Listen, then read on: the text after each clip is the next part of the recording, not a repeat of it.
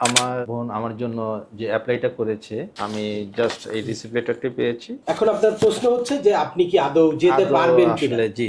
আজকে আমাদের সামনে উপস্থিত আছে আমাদের একজন রেগুলার ফলোয়ার, যে দীর্ঘদিন ধরে আমাকে ফলো করে বিভিন্ন টপিকসের ভিডিও দেখেন। ওনার মধ্যে একটা কনফিউশন তৈরি হয়েছে। ওনার একটা ইউএস এর ফ্যামিলি ইমিগ্রেশনের F4 ক্যাটাগরির একটা কেস ফাইল করা হয়েছে। তো কেসের রিসিভ লেটার নিয়ে আমার কাছে এসেছে যে এই পরিস্থিতিতে ওনার কিছু কোশ্চেন আছে। তো আমি সেই কোশ্চেনের আনসারগুলো দেওয়ার আগে চিন্তা করেছি যে অনেকেরই এ ধরনের কোশ্চেন থাকতে পারে। তো আপনাদের সবার কাছে F4 ক্যাটাগরির পিটিশন ফাইল করার পরে এই প্রশ্নগুলো অনেকের ভিতরেই থাকতে পারে। তো আর আজকের এই ভিডিওটার মাধ্যমে আপনাদের এই প্রশ্নগুলোর আনসার দিব। তো চলুন আমরা সরাসরি শুনি যে ওনার কি প্রশ্নগুলো ছিল। আমার বোন আমার জন্য যে অ্যাপ্লাইটা করেছে, তো অলমোস্ট 2011 সালে অ্যাপ্লাইটা করেছে। তো এখন বর্তমান যে পরিস্থিতি, বর্তমান যে সিচুয়েশন, আদৌ কি আমরা আসলে ওই গন্তব্যস্থানে পৌঁছাতে পারবো কিনা, ইউএসএতে পারবো কিনা। তো এটা নিয়ে আমি মূলত আসলে আপনার বিভিন্ন সময় বিভিন্ন ভিডিও আমি দেখতেছি এবং আমি খুব ইন্টারেস্ট, এই জন্য আমি আসলে আপনার সাথে সরাসরি অ্যাপয়েন্টমেন্ট নিয়ে আসছি। তো আসলে আদৌ আমরা কবে যেতে পারবো, কবে নাগাদ এটা হবে। কি পেয়েছেন এই পর্যন্ত আপনি? আমি আসলে অনলি ফর একটা রিসিপ্ট লেটারই পেয়েছি। দর্শকদেরকে একটু দেখান। জি অবশ্যই, আমি জাস্ট এই রিসিপ্ট লেটারটি পেয়েছি 2011-তে। 2011 একটা রিসিপ্ট লেটার। এখন আপনার প্রশ্ন হচ্ছে যে আপনি কি আদৌ যেতে পারবেন কিনা। আসলে জি, যেতে পারলে কবে যেতে পারবেন, কিভাবে যেতে পারবো। আপনি থাকেন কোথায়? আমি ঢাকা মিরপুর। আচ্ছা, মিরপুর দিন। কতদিন ধরে আমাদের চ্যানেলটা ফলো করেন?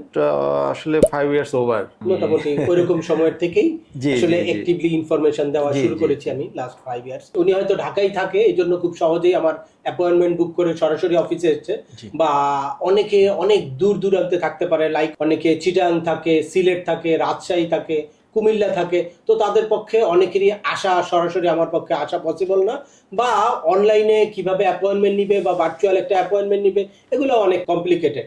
বা অনেক সময় আমিও বিজি থাকি, অনেক সময় আমার অফিস থেকে ওইভাবে মানে চাইলেই একটা অ্যাপয়েন্টমেন্ট দেওয়াও সবাইকে সম্ভব হয় না। তো আমি চাই যে ইন জেনারেল ইনফরমেশনগুলো আপনারা সবাই এমনিতেই জেনে যান এই ব্যাপারগুলো। তাহলে একদম প্রসেসিং রিলেটেড কোনো সার্ভিসের জন্য, বা আপনি ডকুমেন্ট সাবমিট করার ক্ষেত্রে, ইন্টারভিউ প্রিপারেশনের ক্ষেত্রে, আপনার ইন্টারভিউ লেটার আসছে বা ডকুমেন্ট সাবমিট করবেন, অপারেশনাল রিলেটেড, প্রসেসিং রিলেটেড কোনো সার্ভিস নিতে বা পরামর্শ নিতে আসেন, কিন্তু এইসব ইনফরমেশন যাতে আপনারা আমার চ্যানেলে পান বা ফেসবুক পেজে পান, এই জন্য প্রতিনিয়ত আপনাদেরকে কিন্তু লাস্ট 5 ইয়ার্স বিভিন্ন ইনফরমেশন দিয়ে আসছি। তো আজকে আমি ক্লিয়ার করব যে ইউএসসিআইএস এ আপনি যদি একটা পিটিশন ফাইল করেন, আপনার অনেকে দেখা যায় ইউএসএ থেকে আমাকে অ্যাপয়েন্টমেন্ট নেয়, তো তাদের জন্য অনেক ডিফিকাল্ট হয়, টাইমিং এর একটা ডিফারেন্স আছে, যার কারণে অনেক রাত জেগে তারপর আমার সাথে ভার্চুয়াল মিটিং করতে হয়। তো তাদেরকে বলবো আপনারা একটু ক্লিয়ারলি বুঝেন।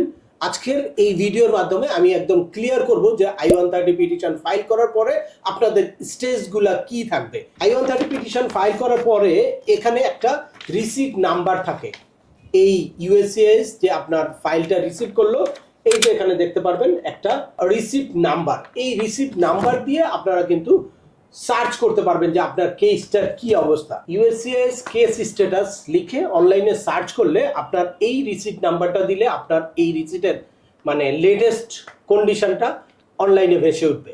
তাহলে আপনি বুঝতে পারবেন যে এখন কি অবস্থায়। অনেকেই দেখা যায় যে অ্যাপ্রুভাল লেটার মেইলে গিয়েছে বা ডাকে তার অ্যাড্রেসে গিয়েছে, কিন্তু সে অ্যাপ্রুভাল লেটারটা পায় নাই, যার কারণে অনেক হতাশ থাকে বা অনেক টেনশনে থাকে যে আদৌ কি আমার কেসটা অ্যাপ্রুভ হয়েছে কিনা বা আমি কি আদৌ যেতে পারবো কিনা। তো তাদের জন্য এই যে অনলাইনে আপনারা এইভাবে গেলে এখানে রিসিপ্ট নাম্বারটা দিবেন। এই যে রিসিপ্ট নাম্বারটা দিয়ে সার্চ দেওয়ার পরে এখানে কেস স্ট্যাটাস আসলো। On June 12, 2024 we move your case into the electronic immigration system for processing. We have assigned a new receipt number to your case. একটা নতুন নাম্বার দিয়েছে। Please use this new receipt number when interacting with USCIS or viewing update on your case। মানে এই 2024 এর 12 জুনে তারা নতুন একটা রিসিপ্ট নাম্বার দিয়েছে, যেটা দিয়ে সার্চ করে তারপর দেখতে হবে। এই নতুন রিসিপ্ট নাম্বারটা এখানে শো করছে। এখন আমরা এই নতুন রিসিপ্ট নাম্বারটা দিয়ে ওনার কেসের আপডেটটা জানবো। এরপরে যে ইন্টারফেসটা আসছে সেখানে লেখা আছে on June 12, 2024 we receive your form I-130 petition for alien relative receipt number এত into our electronic immigration system processing. Our records show nothing is outstanding on your case at this time. We will notify you by email if we need any additional information to process your case. অর্থাৎ তারা এখনো এই কেসটা approve হয় নাই। Approve যদি থাকতো তাহলে এখানে অ্যাপ্রুভাল ডেট থাকতো যে অত তারিখে ইউএসসিএস তার কেসটা অ্যাপ্রুভ করেছে। আর যেহেতু অ্যাপ্রুভ হয় নাই দ্যাটস ওয়াই এখানে বলছে তারা কোনো আপডেট পায় নাই এখন পর্যন্ত। এটা যখনই যদি কোনো ফার্দার ইনফরমেশন দরকার হয় তাহলে মেইলে আপনার সাথে যোগাযোগ করবে। আর যদি আপনার এই কেসটা অ্যাপ্রুভ থাকে তাহলে এখানে দেখাবে যে অ্যাপ্রুভড হয়েছে আপনার কেসটা এই ডেটে। অ্যাপ্রুভ হওয়ার পরে কেসটা ন্যাশনাল ভিসা সেন্টারে চলে যেত, উনি একটা অ্যাপ্রুভাল লেটার পেত, এর পরবর্তীতে ন্যাশনাল ভিসা সেন্টার থেকে একটা ফার্স্ট লেটার পেত। তো আমার মনে হয় যে যদি কোনো কোয়ারি থাকে এই লেটারের পরে আপনারা এই পিটিশনটা ফাইল করার সময় যেই মেইলটা ইউজ করেছেন সেই মেইলটা সবসময় ফলো করবেন, বা যেই অ্যাড্রেসটা ব্যবহার করেছেন সেই অ্যাড্রেসেও সরাসরি আপনাদের কোনো লেটার যেতে পারে, সেজন্য ওই অ্যাড্রেসে আপনারা সবসময় অ্যাক্টিভ থাকবেন। ইন কেস যদি আপনার অ্যাড্রেসটা চেঞ্জ হয় তাহলে অবশ্যই ইউএসসিআইএসকে আপনাদের ওই অ্যাড্রেসটা জানাতে হবে। আর পাশাপাশি আপনার পিটিশনার সবচেয়ে ভালো হয় যে একটা অনলাইন অ্যাকাউন্ট খুলে তারপর এই জিনিসটা ইন্টিগ্রেট করে দিলে, তাহলে অনলাইনে আপনি রেগুলার আপনার স্ট্যাটাসটা দেখতে পারবেন। এই যে এখানেই লাস্ট লাইনে বলা আছে you may use your online account to check your case anytime from anywhere.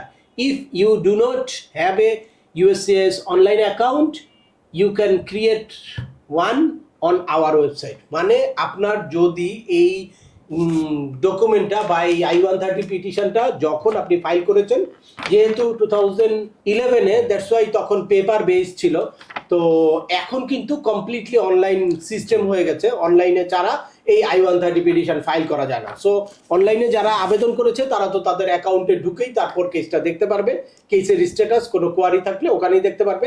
But যাদের সিস্টেমে অনলাইন অ্যাকাউন্ট নাই তারা একটা অনলাইন অ্যাকাউন্ট করে তারপর এই কেসটাকে ওই অনলাইনে ট্রান্সফার করে নিতে পারবে। আর ট্রান্সফার করে নিতে পারলে সে সবসময় তার আপডেটটা ওখানেই পেয়ে যাবে, তার কোনো ফিজিক্যাল অ্যাড্রেস বা ইমেইলের কোনো আর প্রয়োজন নাই। তাই আপনারা যাদের এই I-130 পিটিশনের কেসটা এরকম প্রসেসিং এ আছে কিন্তু ইউএসসিএস এ আছে, ইউএসসিএস এ আপনাদের অনলাইন অ্যাকাউন্ট নাই, তাদের বলবো যে অবশ্যই আপনারা দ্রুততম সময়ে একটা অনলাইন অ্যাকাউন্ট খুলে নেবেন। এরপর ন্যাশনাল ভিসা সেন্টারে যখন যায় তখন কিন্তু আপনারা ওই যে কেস নাম্বার আর রিসিট নাম্বার দিয়ে সরাসরি ঢুকে তারপর কিন্তু কেসের আপডেটটা দেখতে পারেন। এক্ষেত্রে আপনাদের সবসময় এই যে প্রায়োরিটি ডেটটা খেয়াল রাখতে হবে, প্রায়োরিটি ডেট অনুযায়ী আপনাদের ডকুমেন্ট ফাইলিং ডেটটা কারেন্ট হয়েছে কিনা বা ফাইনাল অ্যাকশন ডেট কারেন্ট হয়েছে কিনা সেই অনুযায়ী আপনারা বুঝতে পারবেন। প্রতি মাসেই আমরা একটা ভিসা বুলেটিন শেয়ার করি আপনাদের সাথে, যে ভিসা বুলেটিনে বলা থাকে যে ডকুমেন্ট ফাইলিং ডেট কারেন্ট আছে এখন কোন ডেট। তাহলে এখন ডকুমেন্ট ফাইলিং ডেট কারেন্ট আছে সম্ভবত লাস্ট ভিসা বুলেটিন অনুযায়ী মার্চ 2009। দ্যাটস মিন আপনার এই যে কেসটা এখন আছে হচ্ছে ডিসেম্বর 2011। তো যতদিন আপনার ডকুমেন্ট ফাইলিং ডেটটা কারেন্ট না হচ্ছে ততদিন আপনার খুব বেশি অডিট হওয়ার কিছু নাই। এর মধ্যে আপনার একটা সময় থাকে, তবে আপনার আপডেটেড থাকতে হবে। আর যদি এরকম হতো যে ওই যে মার্চ 2009-এর I-130 পিটিশন ফাইল হয়েছে এখনো অ্যাপ্রুভ পান নাই, তাহলে আপনার খুব দ্রুততম সময়ে ইউএসসিএস এর সাথে কথা বলে বা অডিট হওয়ার একটা বিষয় ছিল। কিন্তু এখন আপনার অডিট হওয়ার বিষয় নাই, কিন্তু এখন আপনার আপডেট থাকতে হবে যাতে যে কোনো সময় আপনার ডকুমেন্ট ডেটটা কারেন্ট হলেই আপনি কেসটা ফাইল করতে পারেন। তো যার কারণে আপনারা প্রতিনিয়ত আমাদের আপডেটেড ভিডিওগুলো দেখবেন। আমি বিভিন্ন সময়ে অন্য টপিকসের মধ্যেও এই রিলেটেড আলোচনা করেছিলাম আমার যতটুকু মনে হয়, কিন্তু স্পেসিফিক এই আলোচনাটা করলাম যাতে এই কনফিউশনটা যাদের আছে তারা অ্যাটলিস্ট এই জায়গাটা ক্লিয়ার হয় এবং বুঝতে পারে যে কিভাবে তারা অনলাইনে সার্চ করতে পারবে তাদের কেসের স্ট্যাটাসটা, বা কিভাবে অনলাইন অ্যাকাউন্ট খুলে তারা নিজেরাই নিজেদের কেসটা হ্যান্ডেল করতে পারবে। আর যদি আপনার আপডেটেড না থাকেন তাহলে অনেক সময় ইউএসসিএস যদি কোনো ডকুমেন্ট চায়, কোনো কোয়ারি থাকে, সেই কোয়ারিটা আপনি টাইম টু টাইম মেনটেন না করলে বা ফুলফিল না করলে আপনার কেসটা কিন্তু বাতিল হতে পারে। সে কারণে আপনারা যার মাধ্যমেই I-130 পিটিশন ফাইল করেছেন এটাকে কিছু ফলো আপে রাখা কিন্তু খুব জরুরি। কারণ একটা এই F4 ক্যাটাগরির দীর্ঘ সময়ের একটা জার্নি, লাইক উনি 11তে পিটিশনটা ফাইল করেছে, এখন পর্যন্ত ইউএসসিএস এর অ্যাপ্রুভালই হয়নি। এইটা আবার দেখতে আপনারা ইউএসসিএস এর এই যে অ্যাপ্রুভাল ডেট কোন অফিসে কিরকম টাইম নেয় এটাও কিন্তু বোঝার বিষয় আছে।